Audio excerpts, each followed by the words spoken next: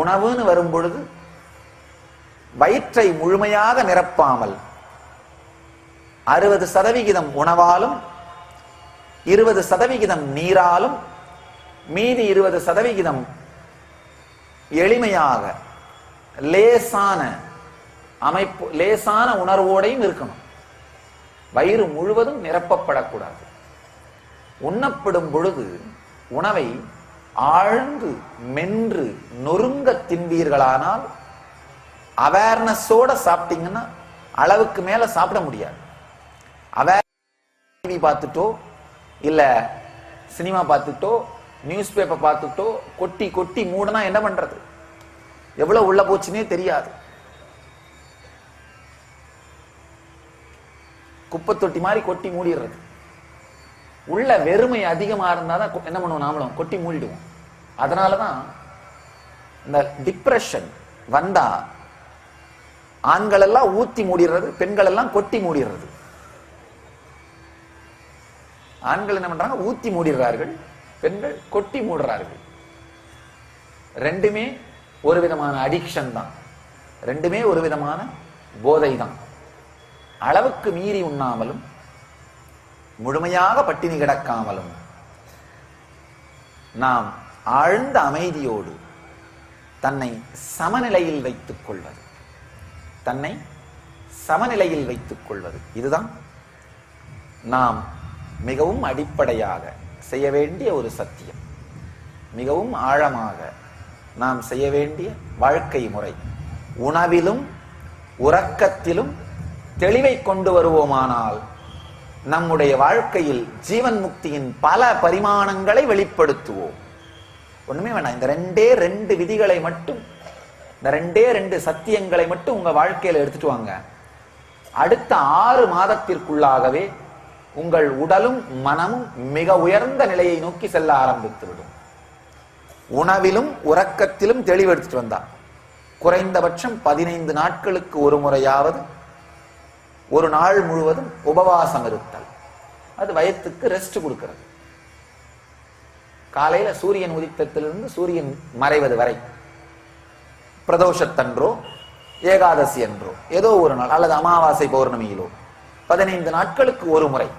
தினந்தோறும் பட்டினி கிடக்க வேண்டிய அவசியம் இல்லை. சில பேர் என்ன சொல்றது, தினந்தோறும் ஏதாவது ஒரு கடவுள் பெயரால விரதம் இருந்து கடைசியில் அசிடிட்டி வர வச்சுக்கிறது. அது யோகம் அல்ல. 15 நாட்களுக்கு ஒரு முறை உடம்புக்கு வயிற்றுக்கு ரெஸ்ட் கொடுக்கிறது. அன்று முழுவதும் தியான உணர்விலேயே இருப்பது வயிற்றுக்கு கொஞ்சம் ரெஸ்ட் கொடுக்கிறது. சில பேர் விரதம்ங்கிற பேரால் அவங்க பண்ற அட்டூழியம் இருக்கு பாருங்க.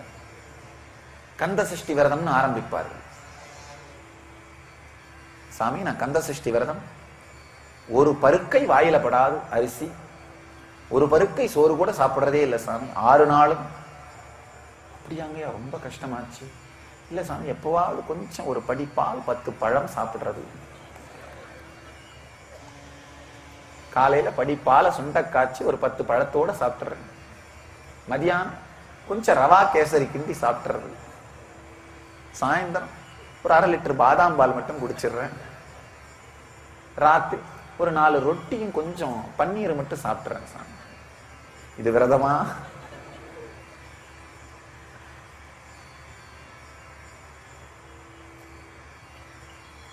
ஒரு நபர் டாக்டர் கிட்ட உடம்பு எடை குறையணுன்றதாக டயட் கேட்டார். டாக்டர் சொன்னாரா, காலையில 2 இட்லி, மதியானம் 2 ரொட்டி, ராத்திரி 1 கப்பு தயிர் சாதம், இதெல்லாம் சாப்பிட்டுருப்பார். இந்த நபர் கேட்டாரா, இதெல்லாம் சாப்பிட்றதுக்கு முன்னாடி சாப்பிட்டுமா சாப்பிட்றதுக்கு அப்புறம் சாப்பிட்டுமா சாமி?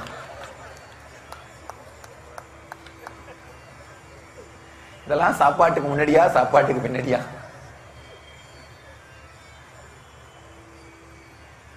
சமச்சீராக உணவையும் உறக்கத்தையும் அமைத்துக் கொள்ளும் பொழுது நாம் யோகத்தை நோக்கி, ஜீவன் முக்தத்தன்மையை நோக்கி முன்னேறுகின்றோம். ஆரோக்கிய வாழ்வு ஜீவன் முக்திக்கான அடிப்படை குணம். பல நேரத்தில் நான் பார்த்திருக்கேன், மக்கள் இந்த தியானத்தினாலோ சத்குருவின் சாநித்தியத்தினாலோ அந்த ஜீவன் முக்த அனுபூதிக்குள்ள நுழைவார்கள். ஆனா உடம்புல ஆரோக்கியம் இல்லைன்னா அந்த நோய் இந்த ஜீவன் முக்த அனுபவத்தை பிடிச்சு கீழே இழுத்துரும்.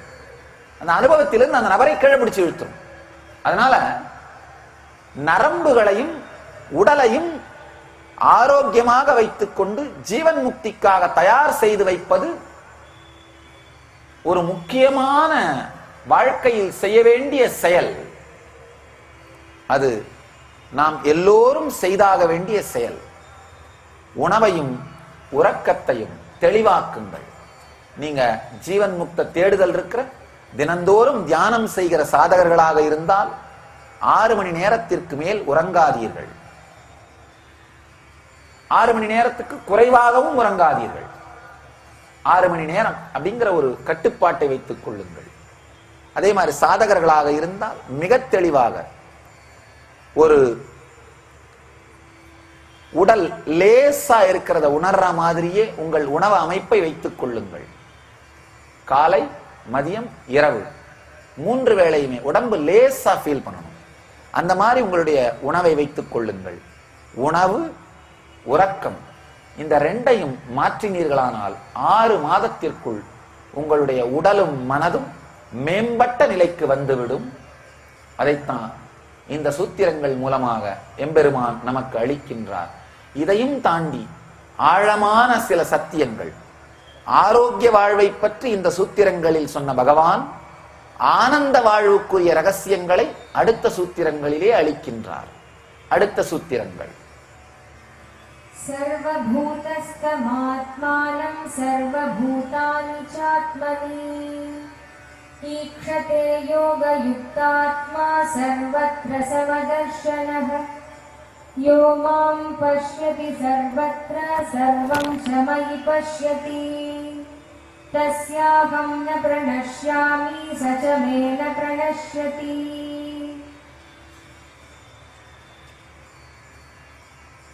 ஆழ்ந்த ஒரு சத்தியம். சர்வபூதஸ்தமாத்மானம் சர்வபூதானி சாத்மனி ஈக்ஷதே யோகயுக்தாத்மா சர்வத்ர சமதர்ஷனः யோ மாம் பஷ்யதி சர்வத்ர சர்வஞ்ச மயி பஷ்யதி தஸ்யாஹம் ந பிரணஷ்யாமி ச ச மே ந பிரணஷ்யதி.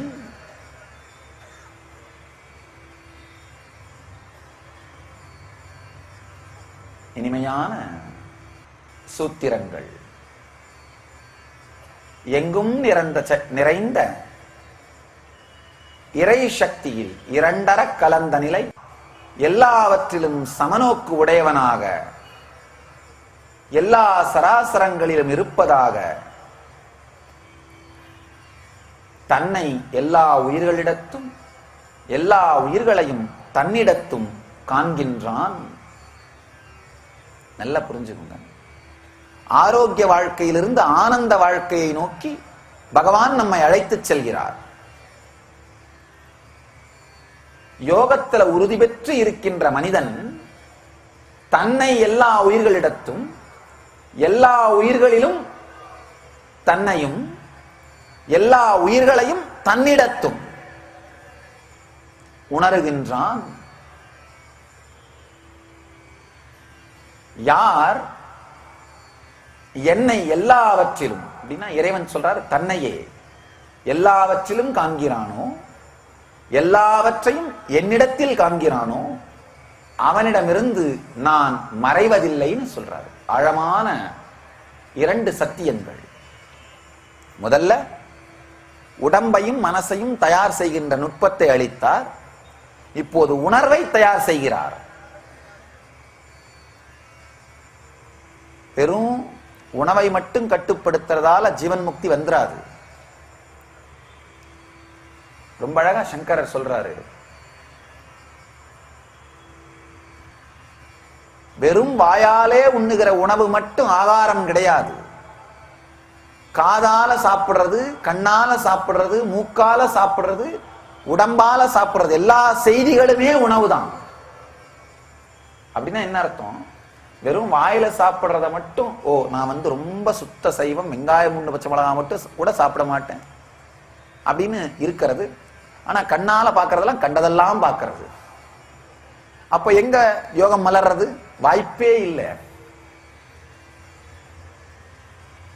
வாயால சாப்பிடுறத மட்டும் ஒழுங்கா வச்சுட்டு மத்த செயலால செய்யறது, மத்த புலன்களால சாப்பிடுறது எல்லாத்தையும் கண்டதெல்லாம் பண்ணா ஒன்னும் யோகம் மலர்ந்து விடாது. அதனால எல்லாவற்றினாலும் உண்பதும் தூய்மையாக வேண்டும். ஆகார சுத்தையோ ஸ்மிருதி சுத்தி. ஆகாரம் சுத்தமடையும் பொழுது உணர்வு சுத்தமடைகின்றது, சித்தம் சுத்தமடைகின்றது, நினைவு சுத்தமடைகின்றது. அது ஆகாரம்ன்ற உணவை மட்டும் ஆகாரம் நினைக்காம உள்ளெடுக்கின்ற எல்லாத்தையும் சுத்தமா எடுத்தோம்னா உணர்வும் சுத்தமடைகின்றது. இங்க எம்பெருமான் ரொம்ப அழகா சொல்றாரு. பகவான் யோகத்திலே உறுதி பெற்று சமதிருஷ்டி உடையவன் தன்னை எல்லா உயிர்களிடத்தும் உயிர்களை தன்னிடத்தும் இருப்பதாக காண்கிறான். கங்கையில ஒரு சின்ன கோல் மிதந்துட்டு போச்சுன்னா அந்த கோலை வைத்துதான் வலது பக்க கங்கை இடது பக்க கங்கைன்னு சொல்லலாம். அந்த கோலை எடுத்துட்டோம்னா வலது கங்கை இடது கங்கைன்னு இருக்காது, மொத்தமே ஒரே கங்கை தான். அதே மாதிரிதான் இந்த உலகத்துல இருக்கிற நமக்கு மிகப்பெரிய பிரச்சனை, நமக்கு இருக்கிற மிகப்பெரிய பிரச்சனை என்னன்னா அகங்காரம்ங்கிற கோல் தடுப்பதாலே நான் நீன்னு அந்த கங்கையை இரண்டாக பிரிக்கிறோம். கங்கையில இருக்கிற கோலை வைத்து கங்கையை இரண்டாக மனம் பிரித்து பார்ப்பது போல இந்த பிரபஞ்சத்திலே நான்கிற அகங்காரம் உங்களுக்கு இருக்கிறதுனால நான் நீங்கிற ரெண்டா நாம பிரிச்சு பார்க்கிறோம். நாம உலகம். இந்த பிரிவு வந்த உடனேயே பயமும் ஆசையும் ஆரம்பிச்சிருது. இந்த பிரிவு வந்த உடனேயே, நான் நீங்கிற பிரிவு வந்த உடனேயே மனிதர்களை மேல ஆசையோ அல்லது அச்சமோ வந்துவிடும்.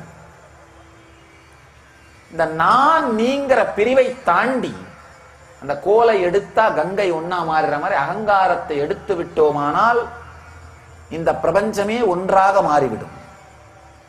பிரபஞ்சம் முழுவதுமே ஒன்றாக தெரியும்.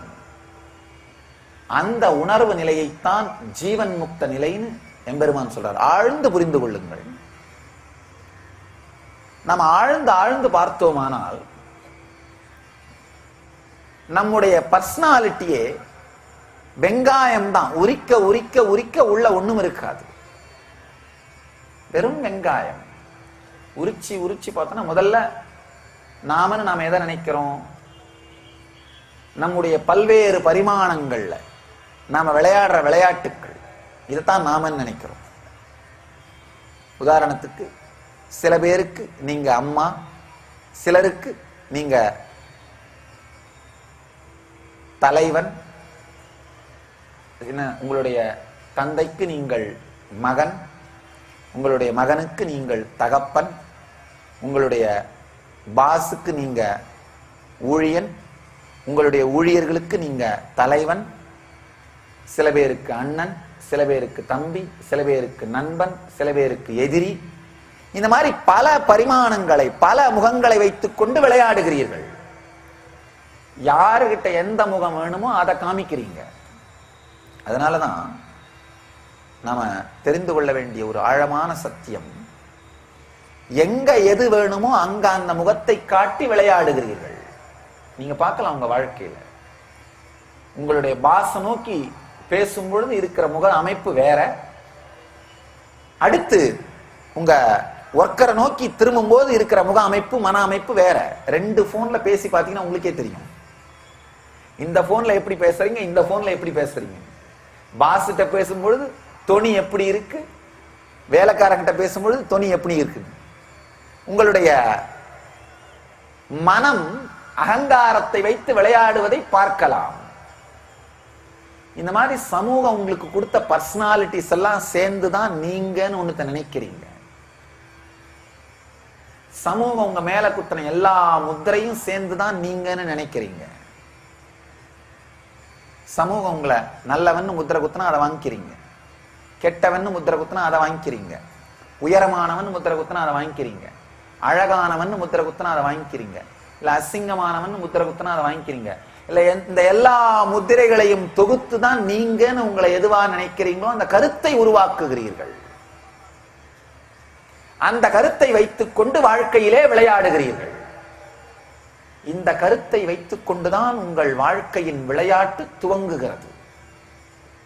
இந்த வாழ்க்கை அப்படிங்கிற லீலை நடக்கின்றது. ஆழ்ந்த ஒரு சத்தியம் என்னன்னா, ஆழ்ந்து பார்த்தீங்கன்னா உங்களுடைய மொழி, உங்களுடைய நாடு, உங்களுடைய கலாச்சாரம், உங்களுடைய இனம், உங்களுடைய குலம், உங்களுடைய மதம், உங்களுடைய வாழ்க்கை முறை, இப்படின்னு உங்களுடைய அகங்காரத்தோட எல்லா பாகமுமே உங்கள் மீது போர்த்தப்பட்ட போர்வைகள் மாதிரி.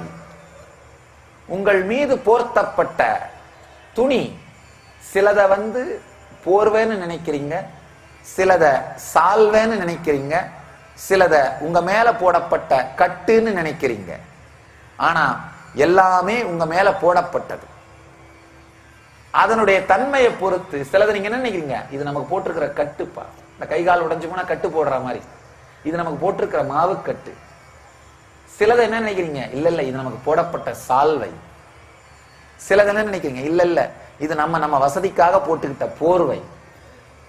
ஆனா நீங்க எப்படி நினைச்சாலும் உங்க மேல போடப்பட்டிருக்கிற மதம், இனம், சமூகம், மொழி, நாடு, பண்பாடு, இது எல்லாமே உங்கள் மேல் போடப்பட்ட பல்வேறு துணிகள். இந்த துணிகளுடைய தொகுப்பு தான் அகங்காரம். ஆழ்ந்து இந்த சத்தியங்களை உள்நோக்கி பார்த்தீங்கன்னா வாழ்க்கையில் இருக்கிற எல்லா பிரச்சனையுமே பல்வேறு அகங்காரங்களுக்கு இடையிலே நடக்கின்ற மோதல் தான். சூரியனை பார்த்த உடனே விலகி கரைஞ்சு போற பனித்துளி மாதிரி உங்க அவேர்னஸ் திரும்பின உடனே, உங்களுடைய அவேர்னஸ்ங்கிற சூரியன் வந்த உடனே கரைஞ்சு போயிடுற பனித்துளி தான் இந்த அகங்காரம். ஆனா கொடுமை, கரைந்து போகின்ற பனித்துளியை வாழ்க்கையே அழிக்கின்ற, விஷமாக மாற்றுகின்ற சக்தி அகங்காரத்திற்கு வந்து விடுகின்றது. அதனாலதான் நான் சொல்றது உண்டு, அகங்காரத்தை நீங்கள் கரைத்து விடுங்கள், அழித்து விடுங்கள், இல்லை என்றால் அது உங்களை அழித்து விடும். நீங்க விழிச்சுக்கிட்ட அந்த அகங்காரத்தை அழிச்சிட்டீங்கன்னா வாழ்க்கை ஆனந்தமயமா இருக்கும். இல்லைன்னா ஏதாவது ஒரு விதத்திலே அந்த அகங்காரம் உங்கள் வாழ்க்கையை அழித்து விடும். துக்கத்தாலேயே உண்டு விடும், உங்களை துக்கத்தாலேயே சாப்பிடும், துக்கத்தாலேயே உங்களை அழிச்சிரும். நாம் ஆழமா புரிஞ்சுக்க வேண்டிய ஒரு செயல் என்னன்னா, ஆழமா நாம செய்ய வேண்டிய ஒரு விஷயம் என்னன்னா, அவேர்னஸோட பார்த்து பார்த்து பார்த்து உங்களுக்கு எப்பெல்லாம் துக்கம் வருதோ அப்பெல்லாம் இந்த துக்கத்துக்கு காரணமான என்னுடைய அகங்காரத்தின் பாகம் எது உற்று பார்த்தல். நீங்க அந்த அகங்காரத்தை அழிக்க முடியலனா கூட அந்த துக்கத்துக்கான காரணமான பாகம் எதுன்னு கண்டுபிடித்தாலே போதுமானது. உங்களுடைய பாதி துக்கம் அழிந்து விடும். ஏன்னா காரணத்தை கண்டுபிடிச்சிட்டாலே உங்களுக்குள்ள ஆட்டோமேட்டிக்கா கிளாரிஃபை பண்ணிக்கிற, பியூரிஃபை பண்ணிக்கிற, தெளிவா மாத்திக்கிற ஒரு மெக்கானிசம் இருக்கு. அந்த மெக்கானிசம் உயிர் பெற்று விடும். அந்த மெக்கானிசம் என்ன பண்ண ஆரம்பிக்கும், ஓ இப்படித்தான், இதுதான், இதை சரி பண்ணிடலாம், இதை கரெக்ட் பண்ணிக்கலாம், இதை என்ன பண்ணணுமோ பண்ணிக்கலாம் அப்படின்னு எங்க துவங்கி விடுவது, அப்படின்னு செயல்பட துவங்கி விடுவது. நம்ம ஆழ்ந்து செய்ய வேண்டிய, ஆழ்ந்து புரிந்து கொள்ள வேண்டிய சத்தியம் இது. ஆழ்ந்து நாம் உணர வேண்டிய சத்தியம் இது. இந்த சத்தியம் உணரப்படுமானால் வாழ்க்கையிலே நாம் எடுக்கின்ற மிகப்பெரிய துக்ககரமான முடிவுகளை தவிர்த்து விடலாம். துக்கத்தை ஒரு முறை உங்களுக்கு கொண்டு வந்த அகங்காரம் சார்ந்த செயல்களை மீண்டும் மீண்டும் செய்யாதீர்கள். உதாரணம்னா, உங்களுடைய அகங்காரத்தோட ஒரு பாகம் உங்களுக்கு இப்ப துக்கத்தை கொடுக்கிறதுன்னா, இப்ப அந்த துக்கத்திலிருந்து உங்களால வெளிவர முடியாம தவிச்சா கூட பரவாயில்ல, இதற்கு மேல் அந்த அகங்காரத்தின் அந்த பாகம் சார்ந்த செயல்களை உங்கள் வாழ்க்கையில் செய்யாதீர்கள். அப்பவே என்ன ஆகும்னா, இந்த வந்த துக்கம் இதோடு கரைந்து விடும். இதுக்கு மேல மேல மேல சேர்க்க மாட்டீர்கள். அதாவது எங்கெங்கெல்லாம் உங்களுக்கு துக்கத்தை அளிக்கின்ற அகங்காரத்தின் பாகங்கள் இருக்கிறதோ அதை சார்ந்து நீங்கள் செயல்களை செய்யாமல் இருப்பதுதான் நிவிருத்தி வாழ்க்கை, ஜீவன் முக்த வாழ்க்கை. அதை சார்ந்து செயல்களை செய்து கொண்டே இருப்பது துக்க வாழ்க்கை. அவ்வளவுதான்.